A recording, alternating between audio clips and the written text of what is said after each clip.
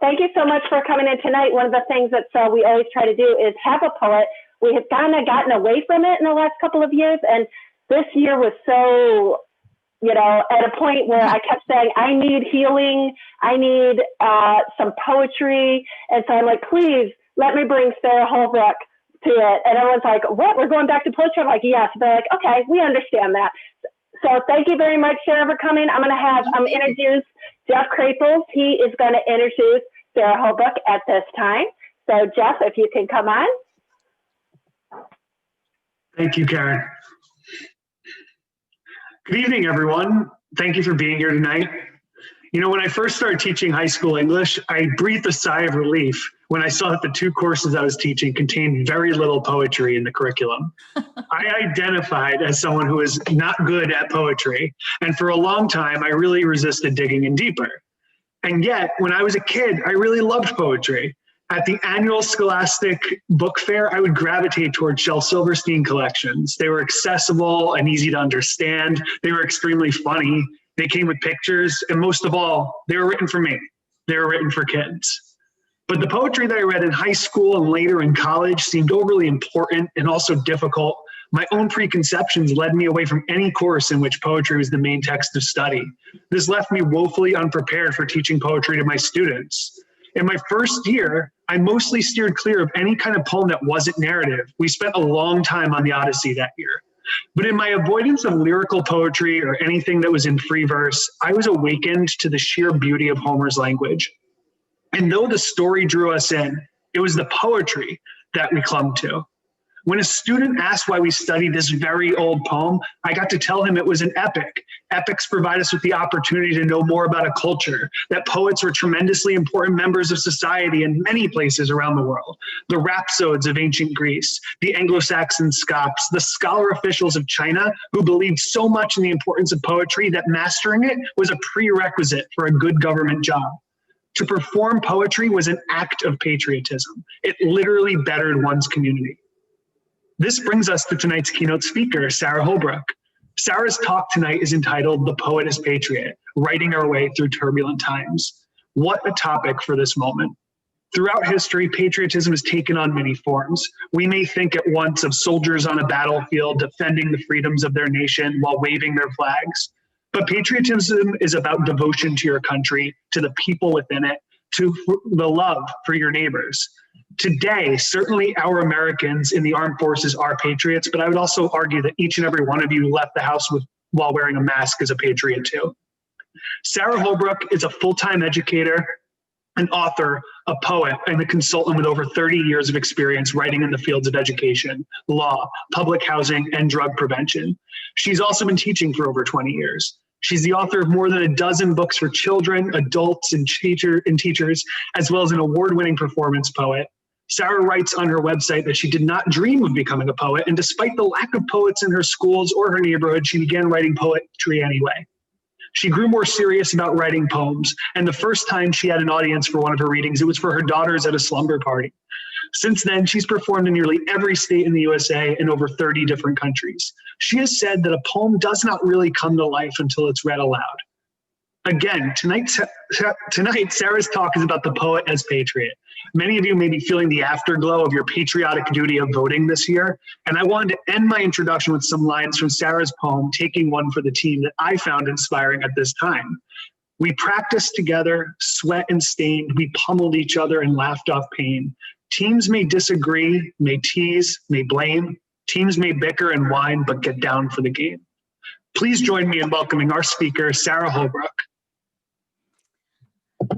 Wow, thank you very much. I wrote that poem for my grandson after he had lost a championship game. And a lot of my poetry can be traced back to real events in my life. I sure wish I could be with you all in person so we could share a meal, talk about what Matt had to say and the state of the world, but this is where we are. And I do appreciate this opportunity to make contact with you all. I'd probably be more popular if I were always sweet. No more moody roller coasters, I'd be up and not offbeat. Considerate of others, I'd be icing on their cakes, a selfless, sugary confection produced for all their sakes. I could be a hot fudge sundae and wear a cherry for a crown. Folks would gather with their spoons and I'd be nowhere to be found. I started my professional life as a business writer, and I majored in journalism in college, where I had a fabulous professor by the name of Lyle Christ. And I would turn my stories into him, and he would say, not bad. Go back and cut it in half. And I'd do it, and I would turn it back in, and he would say, yeah, better, but you could probably lose another third. And I would tromp back to the dorm, muttering bad words, with no idea that he was actually teaching me how to write poetry. He was a real stickler about separating fact from opinion. That was before cable news, social media, and Photoshop blurred all those lines. These days, everybody has an opinion about everything. I mean, that's what makes the Twitter world go round, right? But we mustn't lose touch with live images and with our personal observations, because that's what grounds us in truth. I believe writing poetry can help with that. Poets tell the truth. We put words to images. That lesson from Lyle Christ, that was the second best writing lesson I ever received. The first best came from a pottery professor, if you can believe it, in a toss-off summer school class I took. I don't know, have you ever thrown a pot on a wheel? You like center that little glob of clay, and then you dig your thumbs in and you pull the sides up like this. And if that little glob of clay is one hair off center, the more you pull, the more wobbly it gets, and it will finally collapse in on itself. You're sunk. So one day I was nurturing this little pot along, on my wheel, and it had gone off center. And the professor came along and he just smacked it down to the wheel like that. And I looked at him horror stricken. It was like he killed a puppy with his bare hands right in front of me. And he looked at me over his reading glasses and he said, "Never overwork a piece of shit." Best writing lesson ever. I've always approached poetry more as a journalist rather than writing from the heart. I mean, I write from the world. Did you ever feel like you were a puzzle piece and you were looking for a place to fit in? I checked one time on Amazon and there were no less than 11 books titled or subtitled "Writing from the Inside Out," which left me feeling kind of like, who am I to disrupt that meme? We have just come off of a nail biter of an election. And to tell you the truth, I couldn't even begin pulling this talk together until after the results were in. I was pretty much catatonic with fear. I live in Ohio. Well, here's a poem I wrote about a past election after canvassing in an apartment building. How do I say? Not in my precinct. Canvassing for the school levy. These are the front doors made of steel that open into throbbing base apartments of coffee table filing systems for wrappers from burgers bought 4 for $5, of wide-eyed kids, leg clinging scared of those who knock on front doors. Doors opened by parents whose crossed brows and weak smiles take the literature hesitantly. Nothing good never come from door knocks before. These are not the front doors made of steel that open into foyers of marble tile and direct eye contact that demand explanations, accompanied by a smokescreen of lavender, violins, and steak. No. Not the doors anointed by well-oiled brass knockers, not the focal point of brick walks and twin shrubs, not the doors that open on down payment gifts from parents who are downsizing, of diplomas hanging on walls warmly illuminated by glowing fires held safely behind glass, reflecting on family rooms floored in hard wood. These are the front doors open between shifts of minimum wage. Doors accustomed to hard knocks and routine downsizing that open off of hallways scented by a stewing of onions, urine, and beer, and littered by broken toys. These are the front doors made of steel, opened when the world wants more. May I have your vote? The disparities in this country resound not only in our elections, but also in our education system, healthcare, housing, law enforcement, prisons, you name it. This year, all of this has been amplified by this horrible pandemic, and there is no question, educators, we have a lot of work to do. Ta-Nehisi Coates was interviewed in the Washington Post this week and reflected that he worries that the country will not go back to normalcy after Trump. He didn't even pause in his pursuit of change to celebrate. Quote, there's beauty in seeing certain things, even if those things make you sometimes sad or despairing, or they hurt you. But I'd rather know than not, unquote. And he's right. And part of our responsibility as educators is to help kids transition from self-centered, I want it now, toddlers, into world-conscious citizens, helping them find beauty in the world, yes, but only after they help us see and we acknowledge the reality of the lives these kids are living. Let's face it, many kids don't live in a PG world. I fly a lot, or I used to. And sometimes I'm lucky enough to get booted up into first class, right? And I always love that moment when the person next to you turns and says, oh, and what do you do? And when I respond that I'm a poet, you should see their eyes widen like this, like, what are you doing in the front end of this airplane? I had one guy, after I told him what I did, he turned away from me and said, oh, how sweet. And then he popped a shrimp in his mouth. And I said, not always. I never said I wasn't difficult. I mostly want my way. Sometimes I talk back or pout and don't have much to say. I've been known to yell, so what, when I'm stepping out of bounds? I want you there for me, and yet I don't want you around. I wish I had more privacy and never had to be alone. I want to run away. I'm scared to leave my home. I'm too tired to be responsible. I wish that I were boss. I want to blaze new trails. I'm terrified that I'll get lost. I wish an answer came every time I asked you why. I wish you weren't a know-it-all. Why do you question when I'm bored? I won't be cross-examined. I hate to be ignored. I know I shuffle messages like cards, some to show and some to hide. But if you think I'm hard to live with, you should try me on inside. The first time I ever read that poem, I was talking to a group of educators here in Ohio, Octella, and one came up to me afterwards and said, oh, she said, you have really captured what it is to be an adolescent in that poem. And I said, adolescent, nothing. I wrote that poem when I was 40 years old and I meant every word of it. At the time, I was going to a therapist at the urgent insistence of several of my friends who thought I had totally lost my mind. I had quit a lucrative corporate job. I was a single mom, and my intention was to become a poet. I mean, it does sound crazy when I look back on it. I'm pretty sure it was at that same conference where the luncheon keynote was some guy by the name of Chris Crutcher. I'd never heard of him before. And he explained that everything that happens to him, part of him reacts as an adolescent. I couldn't believe it. I almost jumped up on my chair and ran up and hugged the man.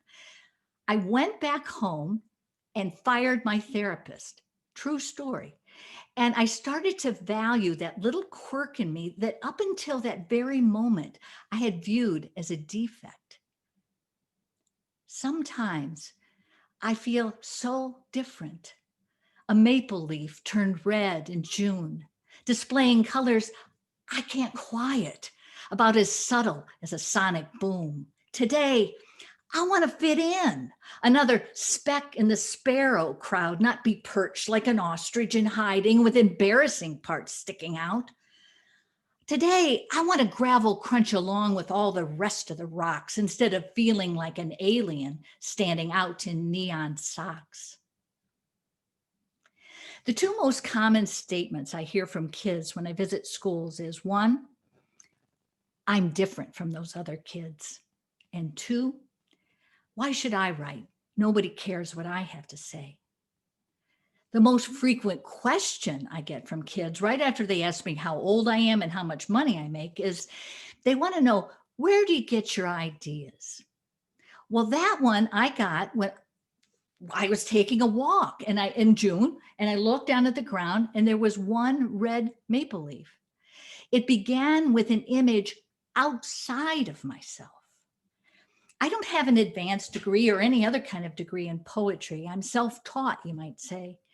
Even though I have 2 adult poetry books published by universities and one by a respected literary group, hanging around with academic poets has always made me feel like I turned up for a fancy ball in sneakers and a propeller hat.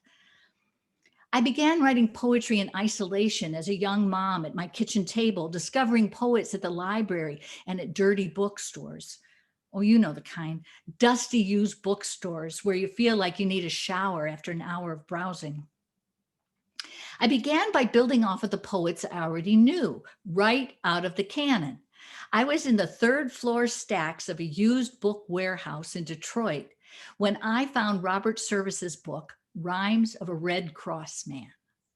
Now, I knew who Service was because my dad, with a couple of beers and very little encouragement, would indulge in heartfelt recitations of Dangerous Dan McGrew. Were you ever out in the great alone, where the moon is awful clear and the icy mountains hemmed you in with a silence you most could hear? Yeah, I knew who Service was. But what were these poems? I mean, people protested World War I.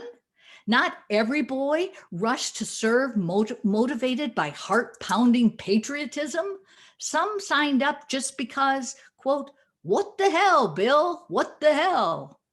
Well, this was not what I had studied in social studies. And what were these poems by Elizabeth Barrett Browning about child labor? Seems like they were important enough to be read into Parliament to help change the laws, but they were considered too sentimental to be anthologized in my Nortons. Instead, they only chose her love sonnets, written from the heart. Sweet, just like a lady should be, right? Well, I went on to discover a whole body of poetry that had not been anthologized into my educational canon at all.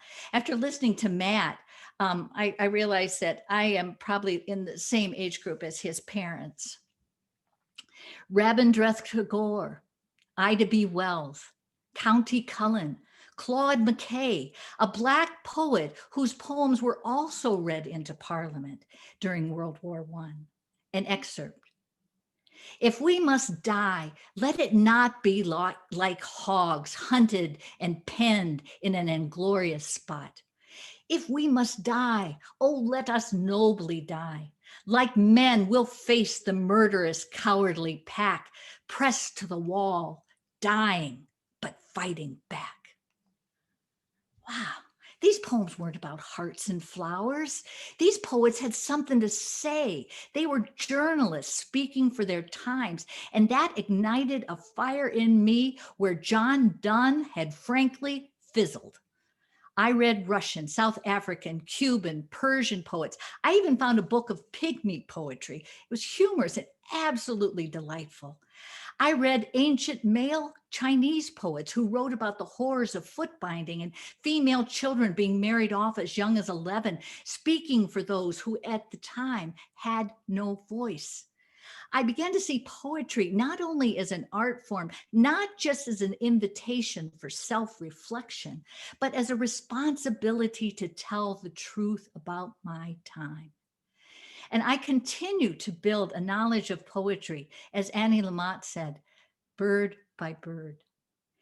Here are 2 poems strung together that I wrote about images of war that somehow I managed to get into a middle grade children's book back in the 90s. It's now safely out of print. Pictured between reruns and what commercials want to sell, explodes another war in some far place that I can't spell. To me, war appears as broken bodies, burning buildings and smoking gas interrupted by auto salesmen, frosty colas, and kitchen wax. Every evening around dinner, devastation is served up with my meal, then sprinkled with laughs and laundry powder. Can you tell me which pictures are real? When I see bodies on the news, it makes me want to cry all night. Of course, even if I do, it doesn't bring them back to life. What's the use in caring? Can't we just pretend that everyone is nice and all lives have happy ends? If I turn my back to horror, if I hum and close my eyes, if I just refuse to see, does that mean those dead died twice? Sometimes when I'm taken into view, I respond with that kid's voice, and sometimes as an adult, and sometimes as kind of a mixture of both. While I was finding my way as a poet, I was also finding my way as an educator working in schools. Oh, I should add that I did graduate with a degree in secondary English education, which my mother insisted that I get just in case. I wasn't sure in case of what, since I graduated at the height of the baby boomers and there were no teaching jobs to be had, but I did get that degree. And as teachers, we know that pedagogy can only take us so far. It's not until we step out of the universities and into classrooms alive with real children that we learn what education is all about. In that respect, we're all a little bit self-taught, aren't we? Teachers learn not solely from books or aggregates, but from individual kids. Before I met Joey, I used to begin elementary poetry assemblies with a poem about not wanting to brush my teeth, a poem I wrote for my kids, assuming their persona.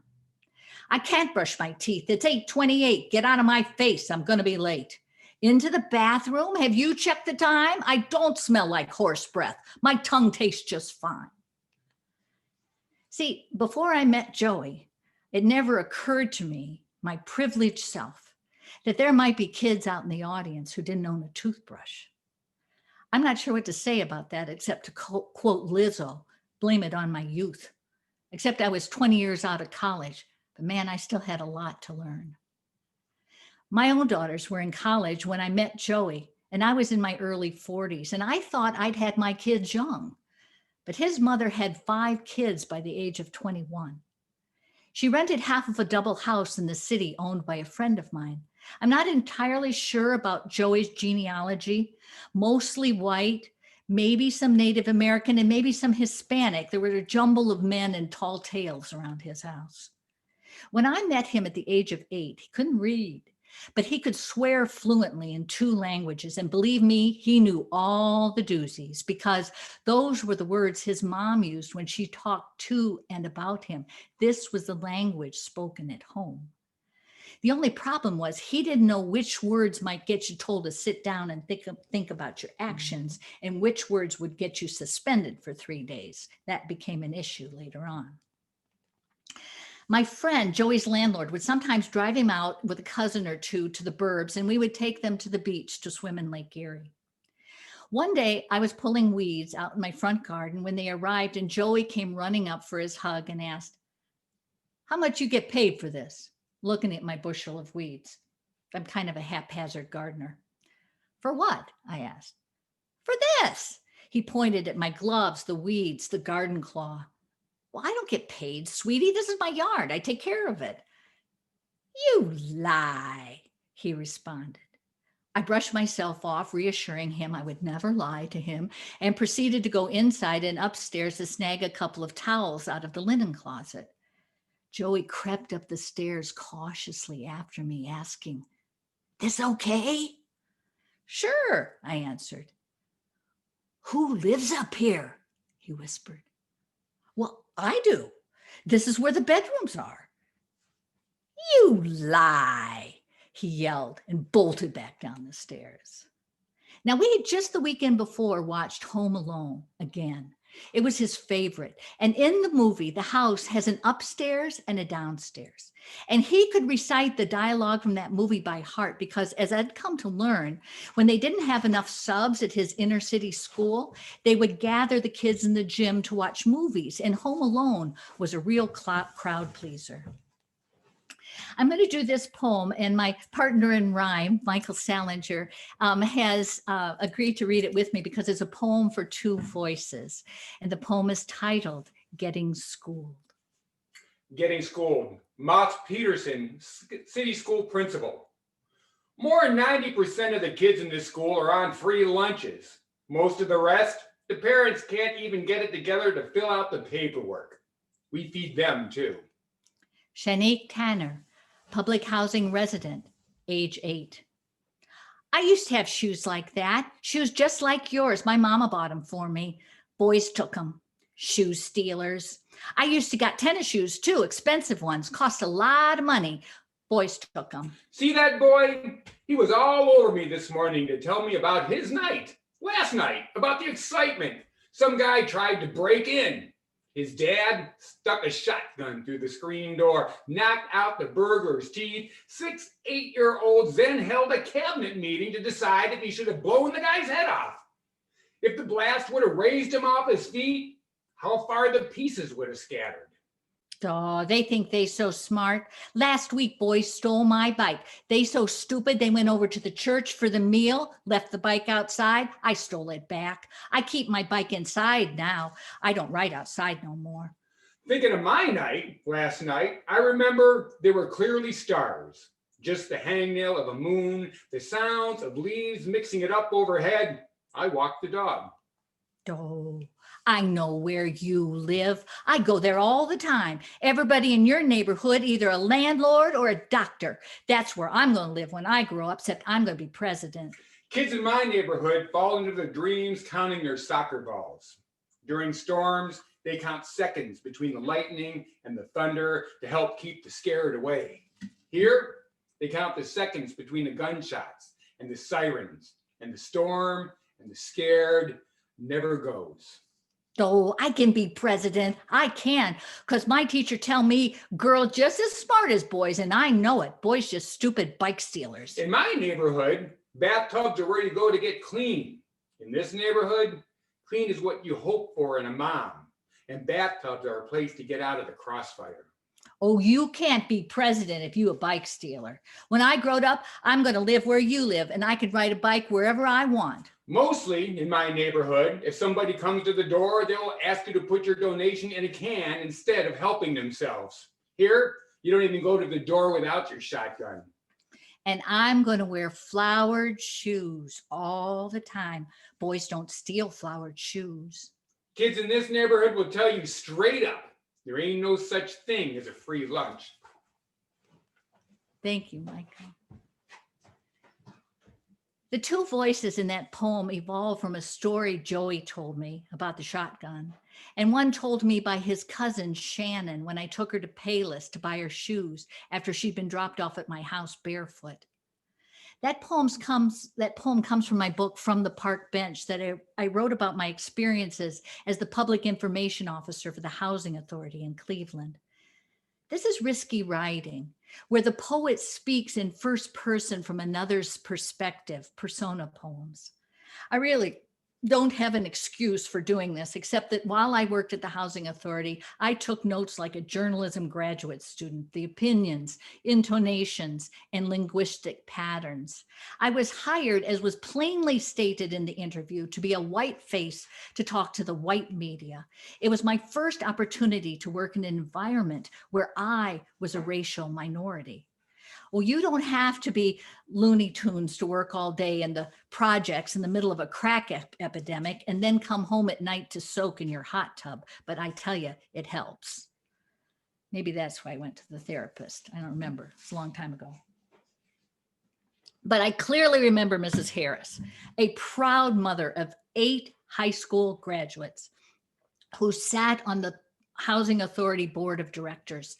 And she would arrive early before meetings, come into my office and close the door so that I could read her the minutes from the previous meeting and the upcoming agenda.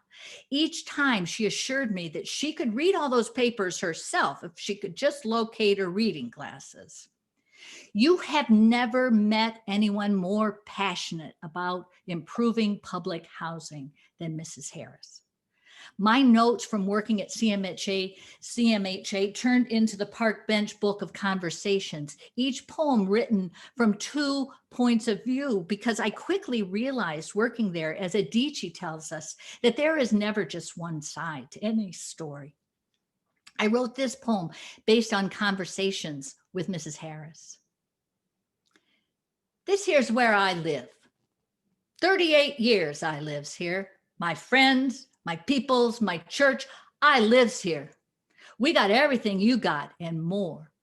More neighbors, more love, more danger, more joy. Your neighborhood, folks goes to church, mumble their prayers like they ashamed of their own words, sings with their mouths closed. Oh, don't tell me I seen it. You got to walk 100 yards to find you a neighbor, and even then they can't be bothered. Outside on that wire, hear them birds? This is their neighborhood too. They lives here same as me. Birds ain't afraid of the ghetto, and they just little bitty things. And look at you, big shot. So scared. You pay big taxes to build freeways so you can fly over us. Well, if that's what you got to do, then do it. But don't be after to move me. Me and them birds, this here's our home. I also remember my coworker, Mrs. Mills. She didn't like taking my phone messages. Now, this really dates me. Remember when there were secretaries who took phone messages? Yep. I was too tall, too thin, too well-dressed, and too goddamn white. Direct quote overheard while I was in the bathroom stall. I have no idea what Mrs. Mills' life experience was, but I knew I needed those phone messages, and it was my responsibility to try to build some bridges. So I wrote the following poem, and I read it at the next executive staff meeting. I was so scared. My hands, my voice, the paper, even my kneecaps were quivering. Labels. Well, people get tagged with these labels like African American, Native American, white, Asian, Hispanic, or Euro-Caucasian. I just ask that you get my name right. I'm part Willie, part Ethel, part Susie and Scott, part assembly line worker, part barber, a lot of dancer and salesman, part grocer and mailman, part rural, part city, part cook, and part caveman. I'm a chunk-style vegetable soup of cultural little bits.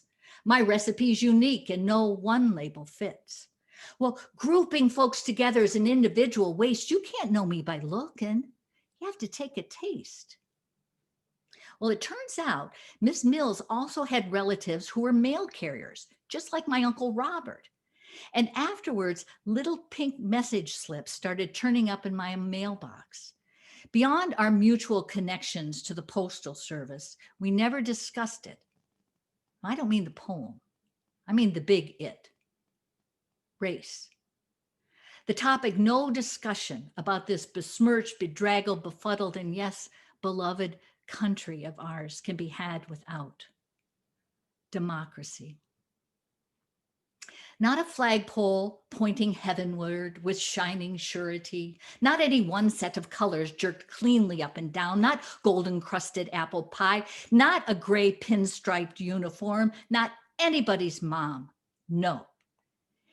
If there is a metaphor for democracy, it is a mud wrestling match. Grit in the eyes, feet a-flying, your ear in my teeth. And the future belongs to the muckers still willing to get their hands dirty, who roll up their sleeves to show their colors. 4 years ago, soon after the inauguration, I was honored to introduce Nikki Giovanni at a reading conference in Missouri. If you have ever been in her presence, you know she has all the power that can possibly be packed into a pixie-sized person.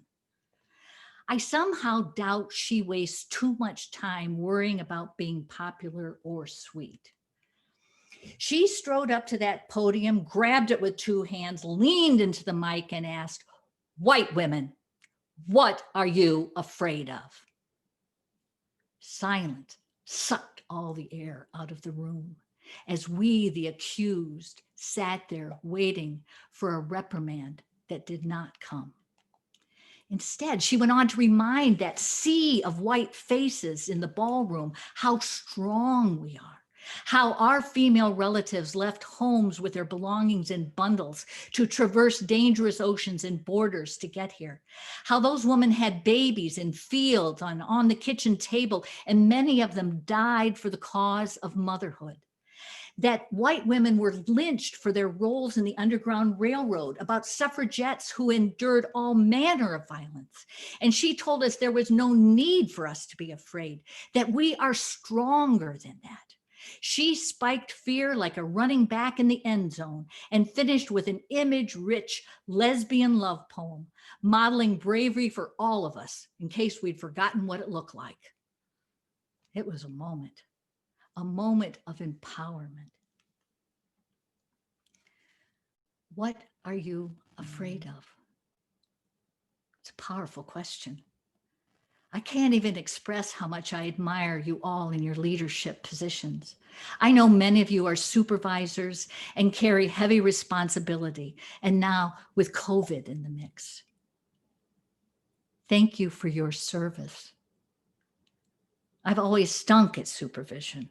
I'm meticulous about organizing my writing, but not much else. Generally speaking, I can't organize a 2-car funeral. But if I were in a supervisory position today, I'd be sure to find out what the people reporting to me are afraid of. Fear is a relentless motivator, isn't it? And to truly understand people, it's imperative to know what drives them. How else can we join together and find courage to face tomorrow and the next tomorrow? The fear factor. I know you, courage, how you ask for what's mine, how you swell in my chest, speak up, straighten my spine, and whisper in my ear.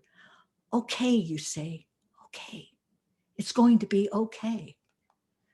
More than the shoe, the step, the doorknob turn, more than a precipice, a fall, a burn, I fear you will abandon me, evaporate and not return. But every time when faced with choice or change, it is your voice that cuts through clouds of gray.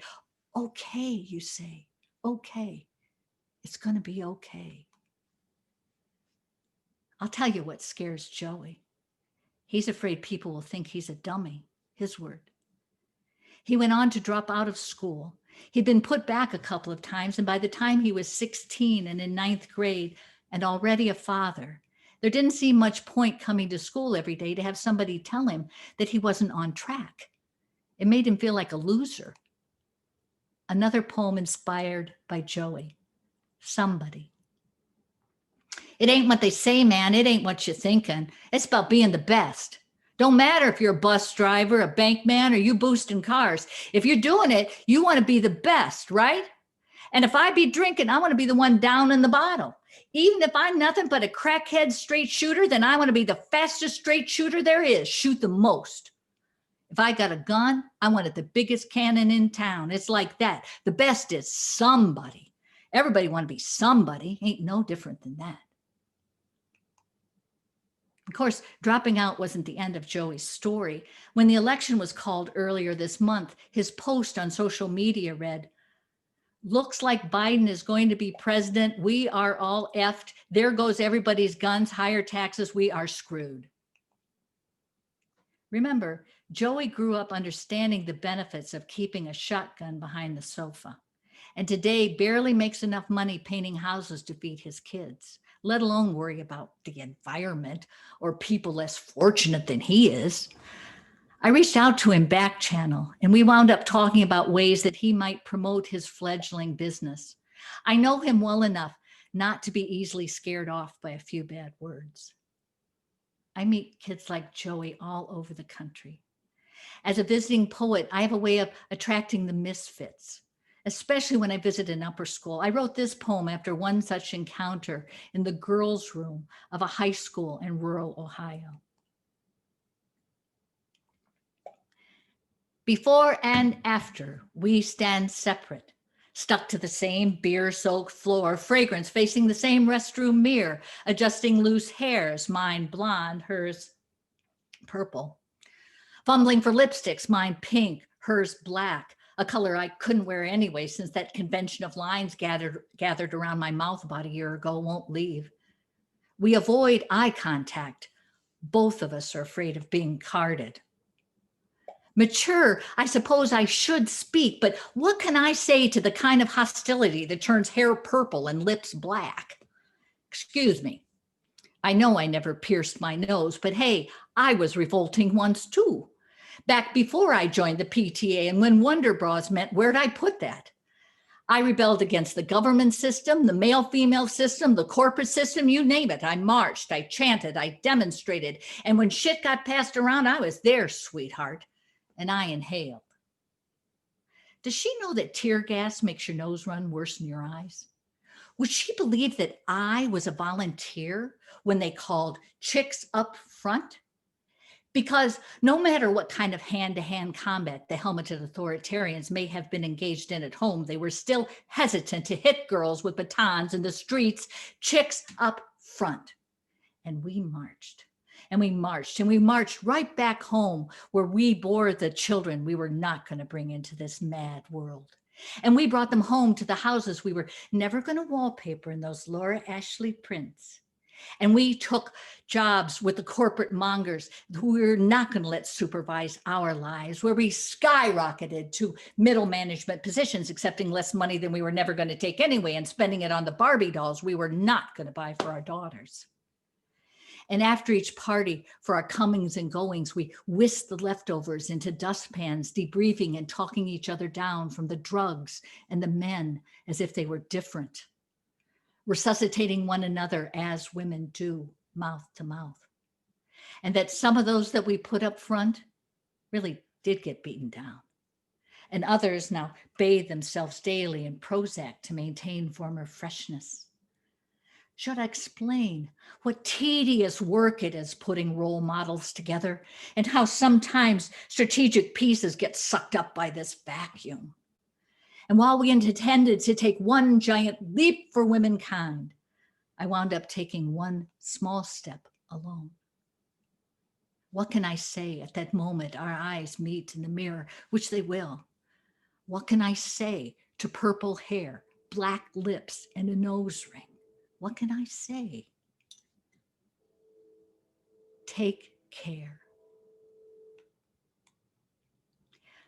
Marching, in John Lewis's words, making good trouble, is part of what makes America, most of it. Except that time I saw those young men marching with torches in Charlottesville.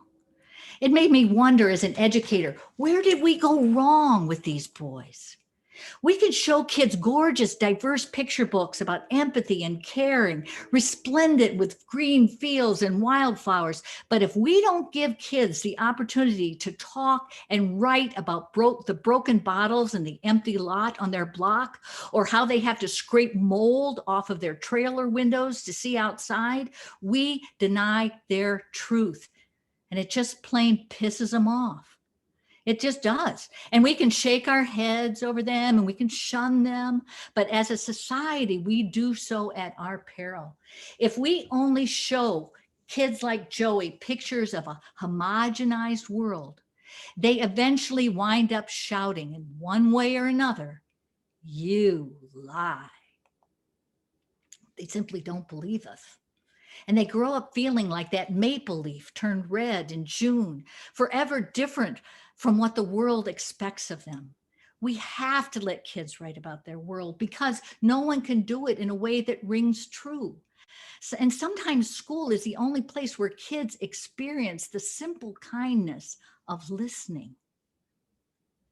Is it kind to be kind? Or am I a chump? If I lend you a hand, if I smile when you grump, am I stupid?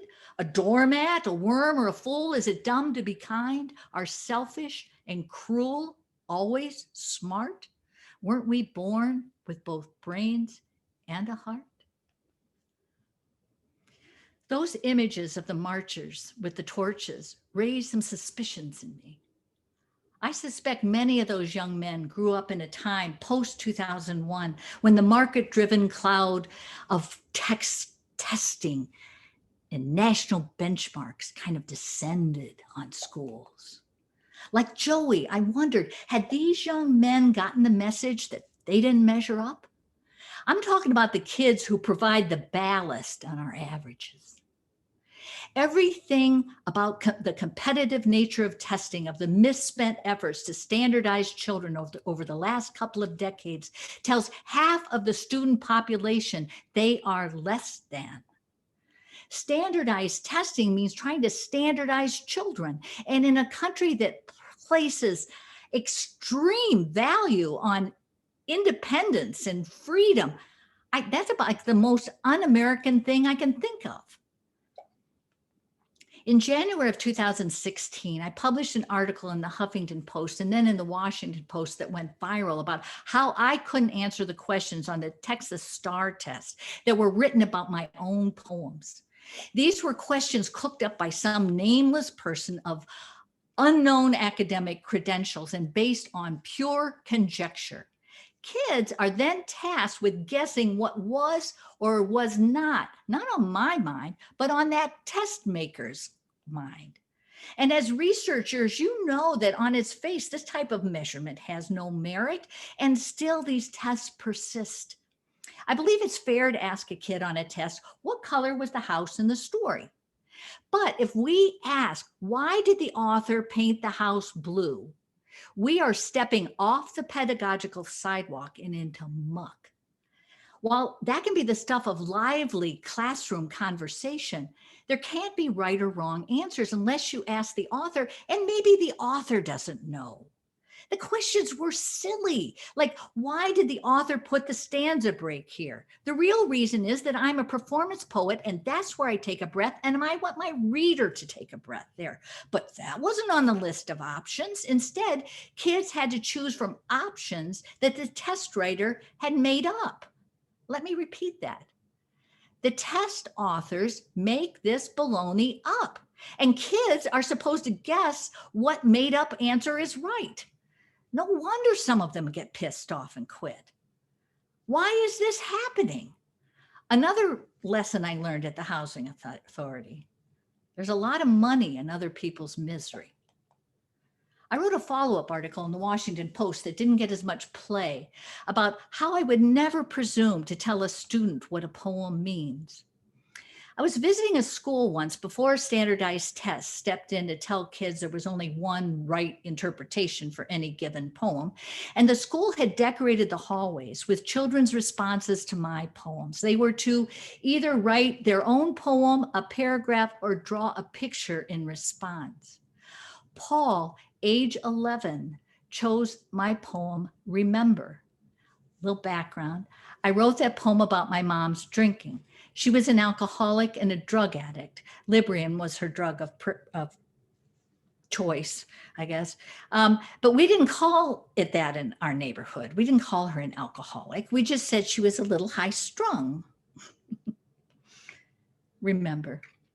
I don't remember the first time, how it started or when, but I remember the night you brought me brownies and said it would never happen again.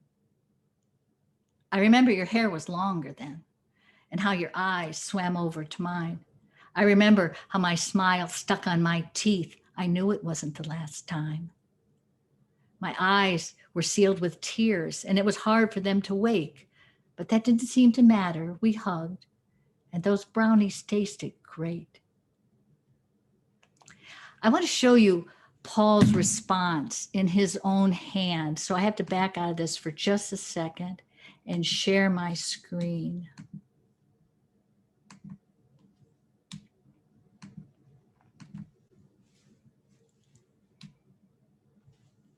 Paul said, I think this poem is about sexual abuse because she is talking about it will never happen again. It is not true. They just say that. I'm going to back out again, give you a minute on that one.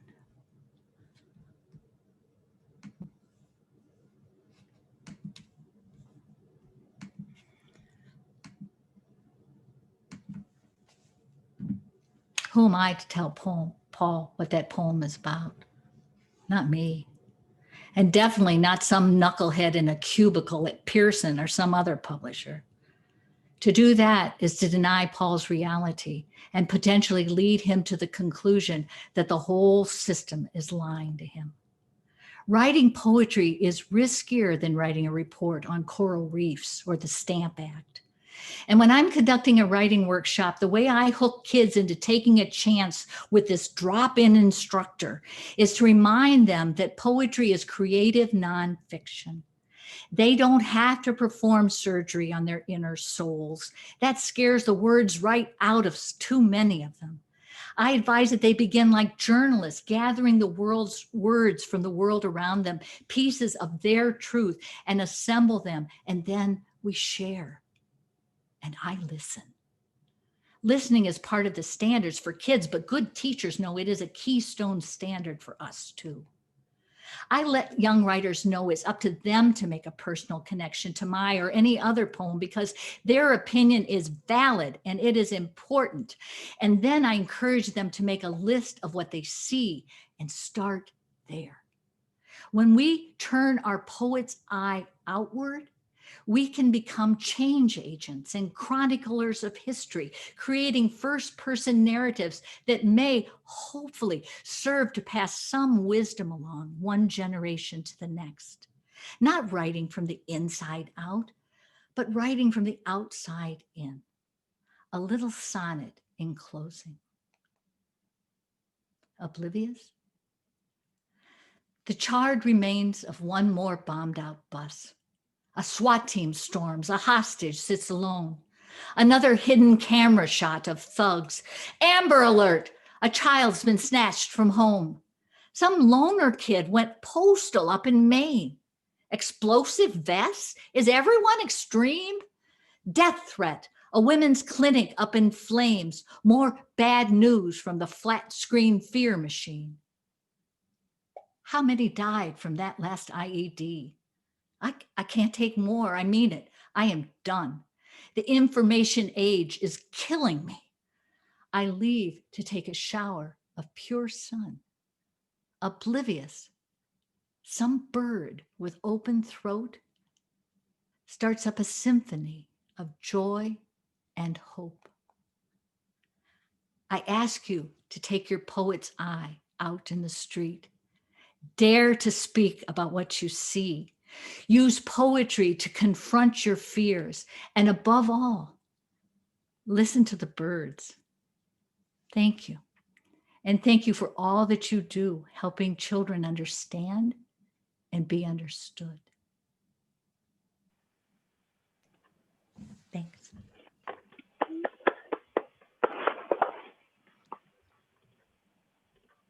Oh, thank you so much for that, Sarah.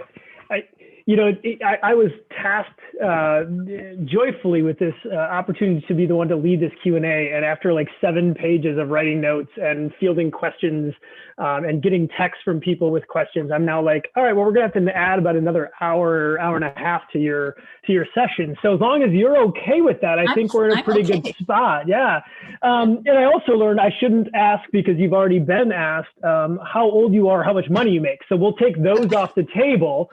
And we'll jump right in. So one of the things that stood out to me, and I loved this phrase so much, you talked about being a poet as a journalist.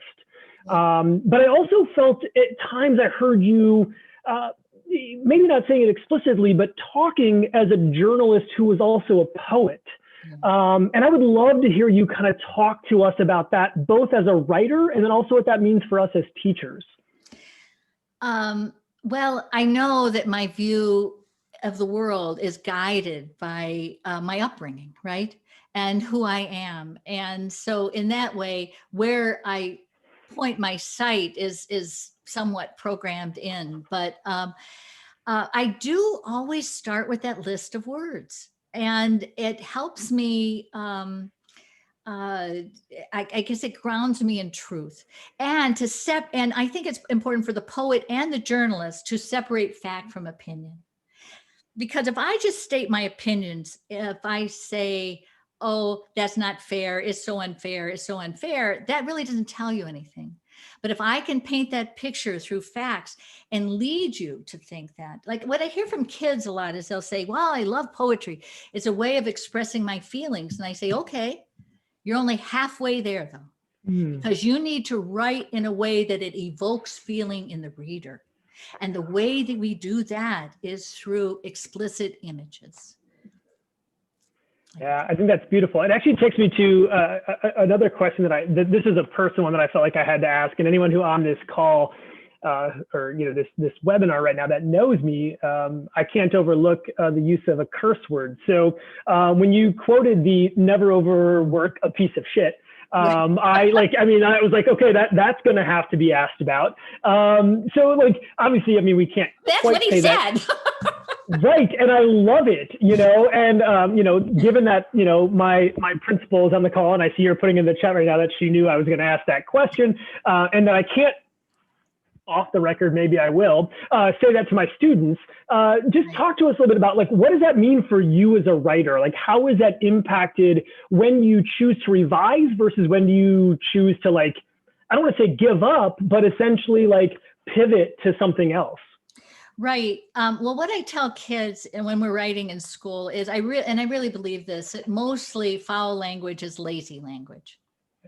And I like to use an example from my granny. And my granny, her favorite swear word was, oh, sugar.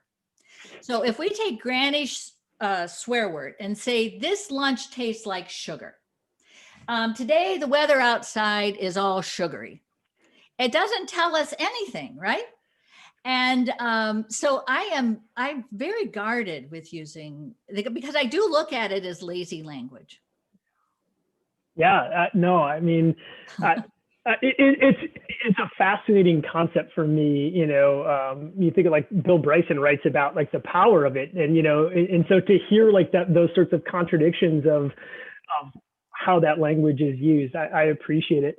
We had someone in the chat curious. I'm bouncing between multiple screens and all of my notes here. In terms of, you obviously are both poet and teacher. So what recommendations would you have for teachers who are seeking to just try to get more poetry into the classroom? I think in particular, to find the space for students to have the time to write poetry. I think, I don't want to speak on behalf of all teachers, but I feel like the reading and analysis of it, there's a space for that, right? There isn't generally or naturally a space for students to write poetry. So what suggestions would you have? To treat it not as a unit that we do in April after the tests, right? Yeah. But to interweave it. So if we are doing responses to literature, perhaps we might try our hand at a persona piece and place ourselves in a novel like Out of the Dust, or and that as teachers that we give that validity as a way, as a response. Now, I know what holds a lot of teachers back is that if we assign poetry, it's very hard to assess. So what I urge teachers to do, and Michael and I do in our teaching, is to set your expectations. Today, we're going to be writing poetry that has to have an image in it, and we have to use figurative language, and then you have something to assess. And I totally, I know a lot of you are upper school teachers, but I believe in teaching poetry totally across the curriculum. And that if we are writing about coral reefs or the Stamp Act, why not write a poem? I do look at poetry as creative nonfiction. So. Oh, that's great. I think I do agree. I think your evaluation and then suggestion is perfect. I think how do we assess a student's creative process is a struggle that we all face, right? And I think you make a really good point there. I want to pivot for a second here. You talked about this a lot, and it resonated with me in terms of my own reflection on on teaching, in particular teaching students write poetry, when you said that you're a self-taught poet. As a teacher, there's an inherent confliction there. Like, I'd like to teach my students to try to write poetry. So talk to us a little bit about that as students, or I'm sorry, as teachers working with students, but also knowing that sometimes just doing it is the teaching, right? Right. And keeping in mind that if that child in your class is going to go on to become a Nobel Prize winner in poetry, they have a few thousand poems to go, right? And we can't put that much pressure on every single poem. We have to keep them practicing and writing. And when I teach poetry by essential elements, right? Rather than the whole genre. So it depends on what we're looking at. If we're looking at figurative language, if we're looking at imagery, if we're looking at playing up contrasts or something like that. But I think it's just important for them to keep their hand in and to keep writing, because what happens is I visit a lot of schools, and in the elementary schools, kids are wild for poetry. I get up to middle school and they introduce me, or maybe I'm there with Michael, and they introduce us as poets, and the kids are not real sure. Someone has just skipped them from Shel Silverstein to Walt Whitman, and they're a little bit skeptical. And then we get up to high schools, and there are a dozen kids all dressed in black, way in the back of the room, and that's the poetry audience, and we have lost everyone in between. And I think but one idea on how that happens is that we drop the writing component and we start to just analyze, right? And then all of a sudden, poetry becomes like watching golf on TV if you don't play the game. I mean, you just hit like an accord for me as like a massive golf nerd. Like I'm totally with you there. So I love it. I'm like, actually, that's how I grew up learning about golf. But I understand the metaphor, and I think it's beautiful. I want to pick at that for a second. We if you're okay, we have maybe about 5 more minutes to sit here and chat. So, one of the things that stood out to me that I loved, that I wonder how I could bring in my own classroom. And so could you talk a little about this 2-voice piece? I think holy hell, powerful if we could get students working on something like that. We do that sometimes, Michael and I do. And the way we do it is that we give, choice is important, right?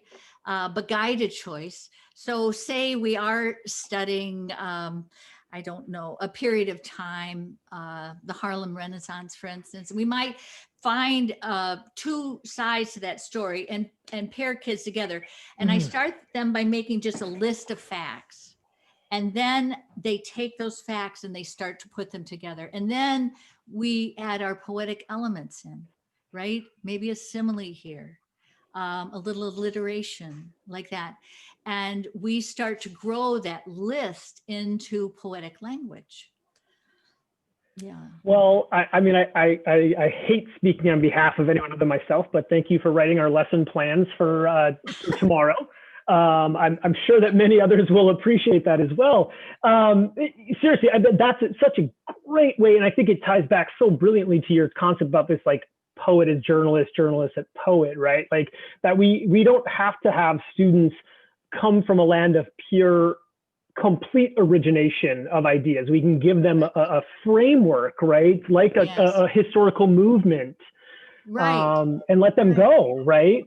Yeah, if you take something like immigration, or even something, if you rip it out of the current events, if we talk about the George Floyd case, and we don't have to take such highly charged personas as the criminal and George Floyd. We can take 2 bystanders, right? And talk about their observations of that, the conversations they had with their families. And this is where kids start to bring in their own truth. Yeah. And really feel, and then we always want to give a chance for kids to share aloud. And Michael and I did a wonderful thing one time with police officers and seventh graders. And they both wrote, and we found something very important about, and it was called If the Streets Could Talk was the name of the program. And so we wrote with the police officers, we wrote with the seventh graders, and then we brought them together, and they made out of their writings poems for two voices. And when we write from someone else's point of view, if you write from that guy on the street corner whose clothes are shredded, if you write a poem from his point of view, that builds empathy.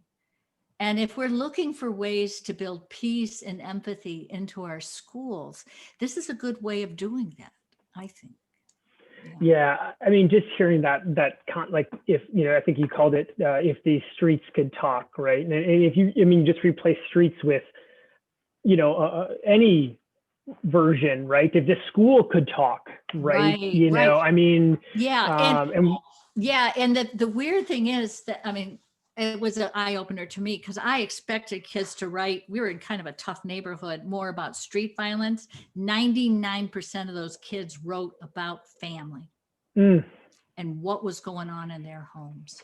Yeah, what a way to connect with our students too. That's beautiful, Sarah. Thank you.